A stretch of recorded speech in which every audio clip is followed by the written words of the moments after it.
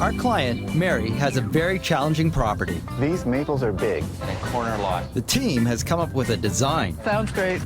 It's late fall, and we're trying to get her done before winter. And looky here, our first nasty secret. Uh-oh, Lauren. That's not level. It's not. That's not level. That is not level. A sidewalk takes a surprising amount of concrete. It's a big tear out and really loud. We're recycling whatever we can. Replacing it with new stuff, modern stone, to give this place the lift it needs.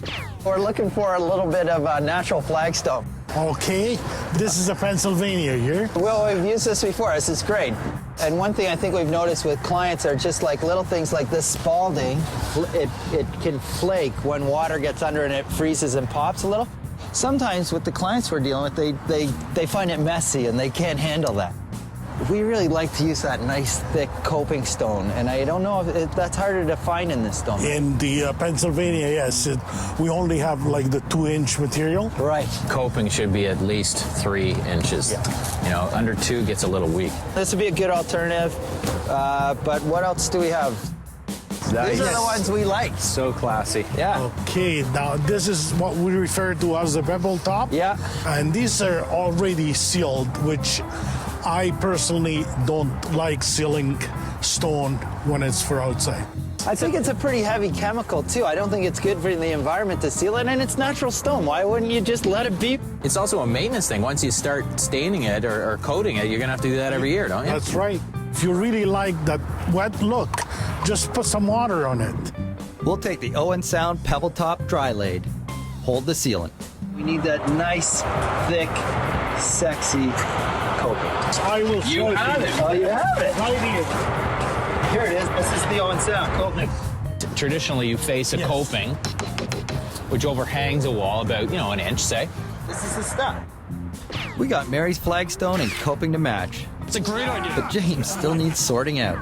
You got a concrete shoe section here, don't you? Yes, I do. I got to get a pair. Yeah, Way down at the back. We'll Don't talk. go there. Turn the camera off. Oh, turn that off. Those are wicked. I know. I was kidding around back then. But I didn't know they'd had these. Yeah. Tino's rocks, but it's no easy install. Masons have to chisel each machined edge to give it a been there forever look. It looks hard. That's how you do it. It is hard. Ow. I think I broke a nail. Let's check it out. Look at the size of those stones, Joel. Wow. Those are beautiful cascade risers. You know what? They're hard to find that size. And what are the 2 words that are really important? Good times. Curb appeal. Curb appeal. Yeah, I love it. Uh-oh, Lauren. I didn't think it was going to be an issue at all, but now that I see the grade over here, Yeah, I think it's going to be too steep. Why don't we go and talk to Ron, see what he thinks. What's going on? We're hugging it? oh yeah. It's looking great. But But the change of grade's a little steeper than we thought. yeah.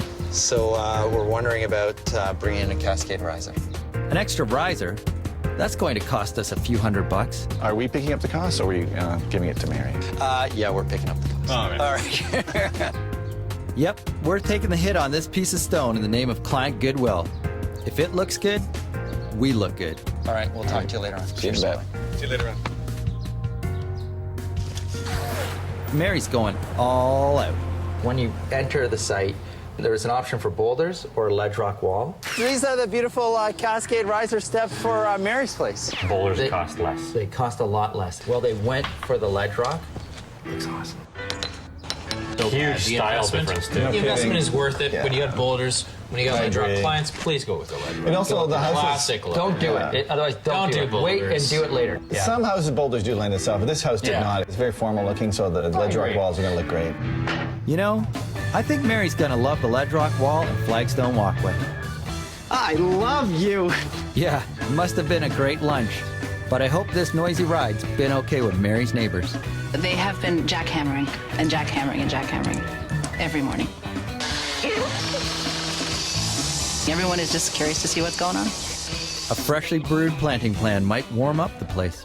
So I thought maybe we would start with trying to address this little terrace that we were creating out here, which is going to be a little sitting terrace, rather than just have low planting here. So I thought it'd be nice to have some height. I think the grower is actually out of carrot. So we have to think of a substitute. Well, they may have chasmanthium, which I love love. It's chasmanthium. a beautiful one. But that could be really nice because it gets about 3 feet high. This little entrance area here, where I think it'd be nice to try to cocoon it so it has a bit of a wall feeling with the planting. And they have a picture of a Chanticleer pear here, ideal tree that we use a lot.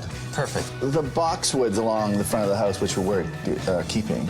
Boxwood and evergreens that size That's are a really very good expensive. point. It's true because often when people are doing landscaping or a new job, they think they have to get rid of everything in their front yard or backyard, and there is value to some of the existing stuff. And this is one example of that. Yeah, no, that worked out really well for this project. In fact, Mary's boxwood looks so good, we're inspired to use it to line each side of the new and noisy walkway. Good thing is my children are difficult to get up in the morning, so now the sawing of the stone is it's a great sound for them to wake up to. We're at the halfway point right now, and the progress is coming along really, really well. There haven't been any design issues yet. I'm not going to fire Joel anytime soon. What? We haven't got the pink slip yet, but even I might be seeing red if we can't figure out how to work with those intrusive trees. The roots of those maples. Because 8 out of 10 jobs are maple roots, maple roots, maple roots. And it goes to show you that, that people should be planting a lot more than just Norway maples. Aside from his nervous tick, James is all for something new. So, Watch out! our mission is to find plants that work with intrusive roots and shade. Beautiful looking things in here. Chasmanthium's a pretty good starting point. Absolutely, and this one I think is a good call because light shade it takes. Hope it takes some heavy shade. Some heavy shade. Now we need ground cover. Euonymus coloratus. Oh, nicest ground cover around. This is a great plant for Mary's because we have a lot of distance to cover. When you're, trying to cover massive space, something, less expensive, I would choose something like that. The red, too, is spectacular. Done and done. Now, what's going to give it all interest? Where are those pears? Right here. Here we go, buddy. Right here. Yeah. Those are the Actually, ones, man. those are nice. Those are perfect. Look at this. They hold their leaf on forever. These things are like 12 feet high. This is for Mary's front entrance. Gorgeous. It's going to look great right off the bat. Bag them. Awesome.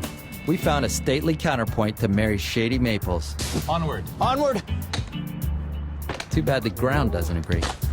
Oh, broke right in half. Ground's a little too hard. A little frozen.